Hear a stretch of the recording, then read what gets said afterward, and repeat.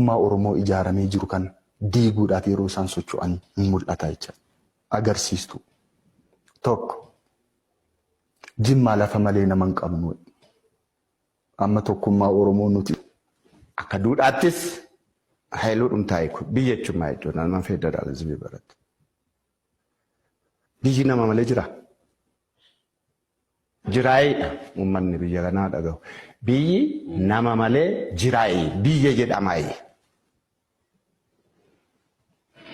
Sin bal'isne jechuudha. Kun qoodinti toon ta'een namni hamma humna saatan hojjetu.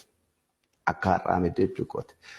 Kuni osoo hiikoodhuma jecha sanaa beekee namoonni kaadireen mootummaa gara isaa negative connotationii sana hin deemiyyuu ture jechuudha wallaalummaa irraa ka'a. Kun immoo ittiin faayidaa fidanii uummata wal nyaachisuudha. Abaluu kana jedhaa siin baheeraa kana jedhanii bu'aa hin qabne jedhan.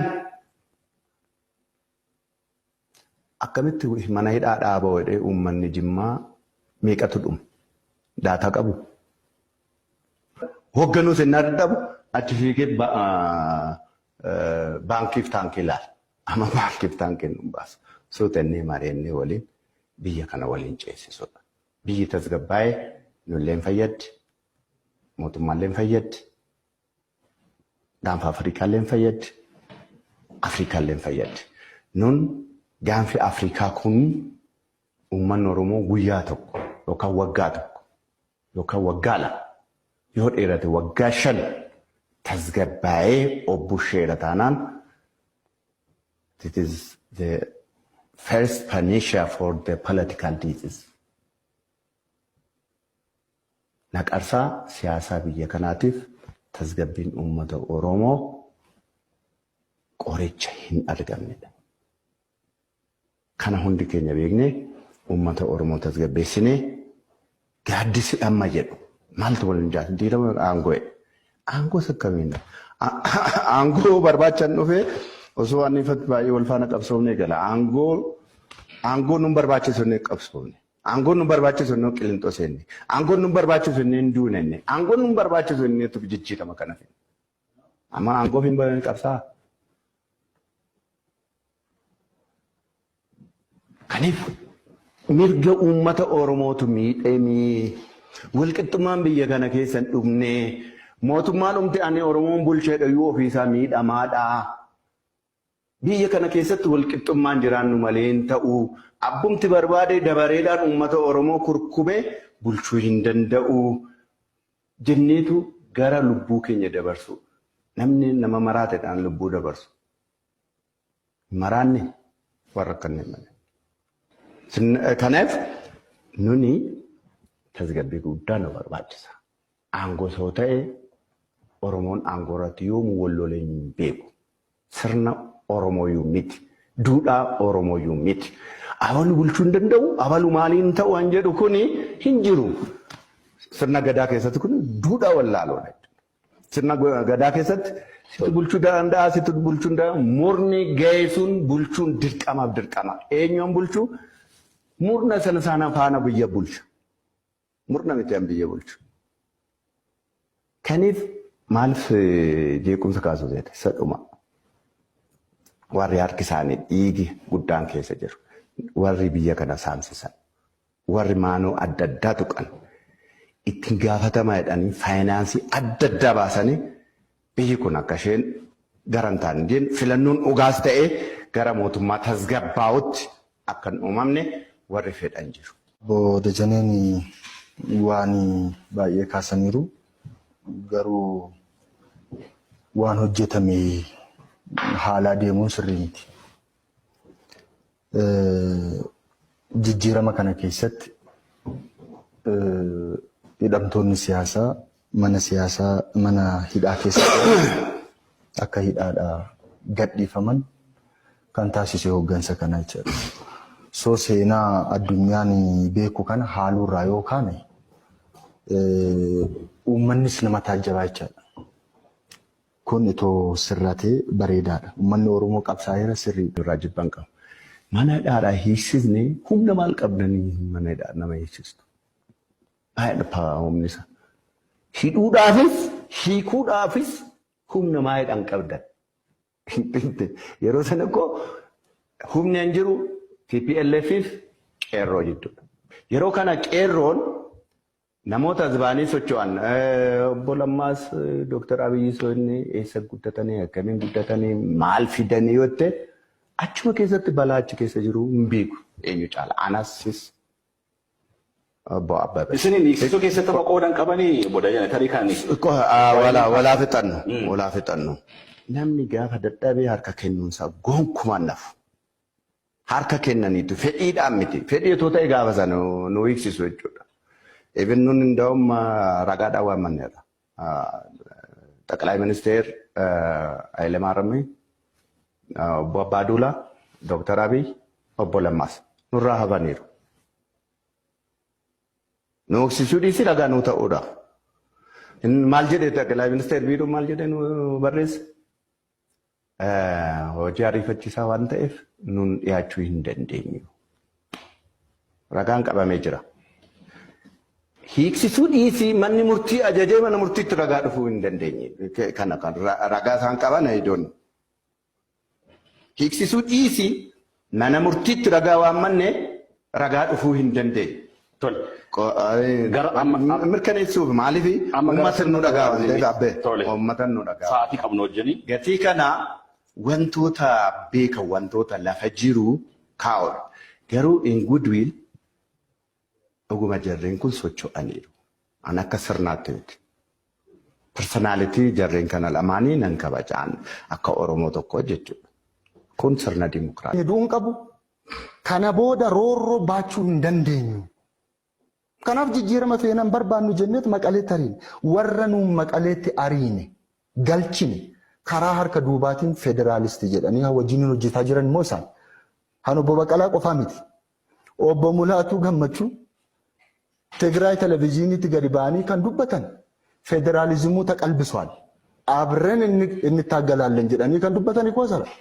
Kan isaan biraadhaan kun televezyiiniidhaan waan darbedha kun. Paartiin badhaadhinaas hojiin hojjechaa jira kan jedhu kaasan amma asoo akkamittiin ilaalame paartiin keessan.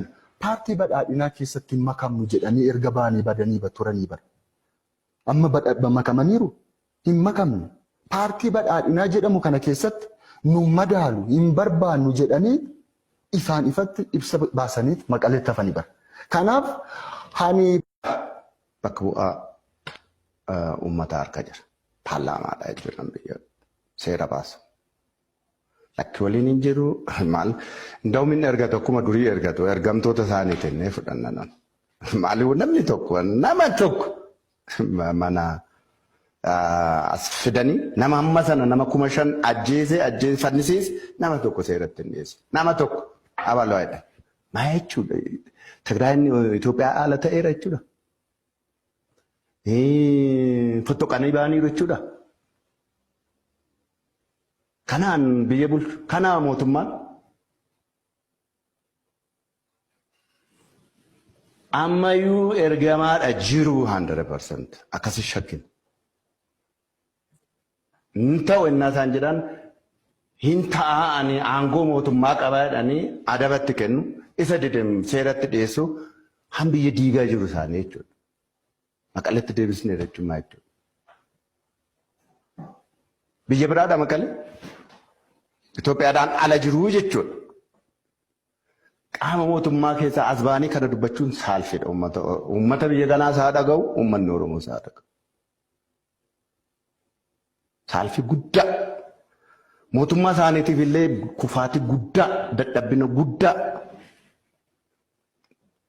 Tigraayin Itoophiyaadhaan ala bulchaa jirra jechuu isaanii. Tigraayin bulchuu hin dandeenye jechuu isaanii. Tigraay qooda biyya kanaa keessaa hin qabu jechuu isaanii. Tigraay biyya kana keessatti aangoo hin qabu jechuu isaanii.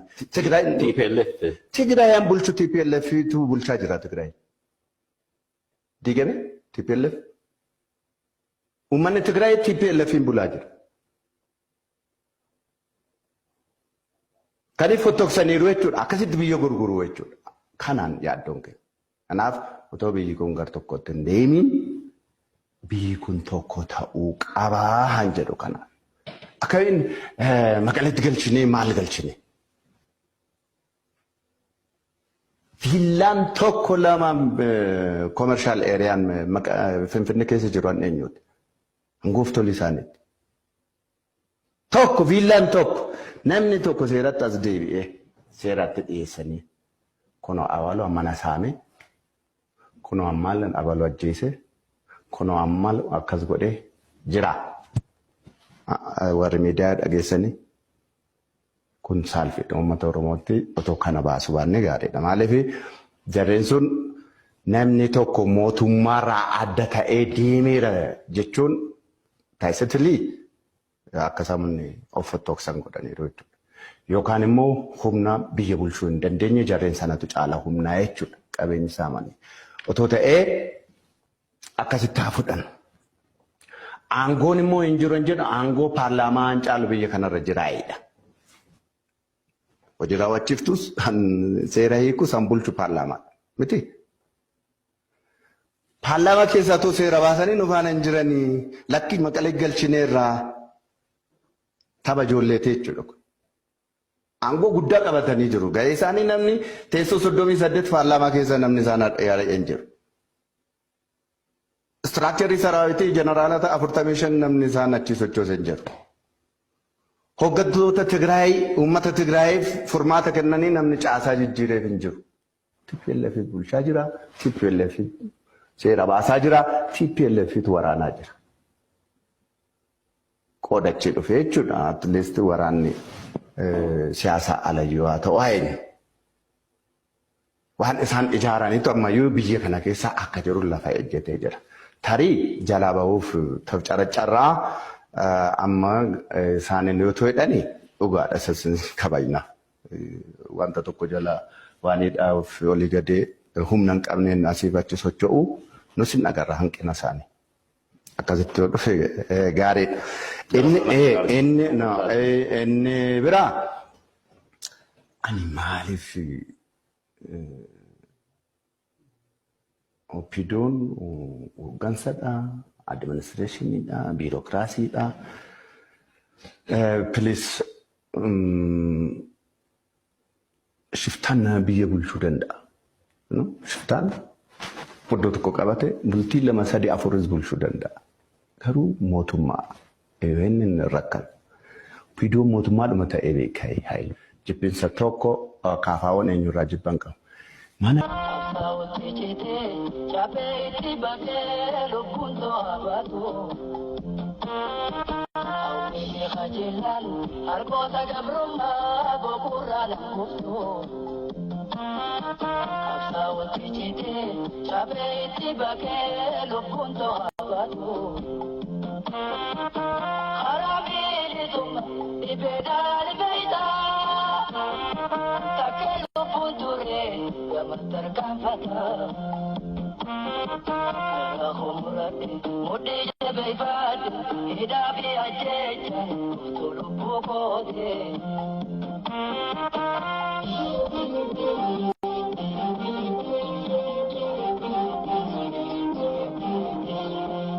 Ikana, agafal malna nimona.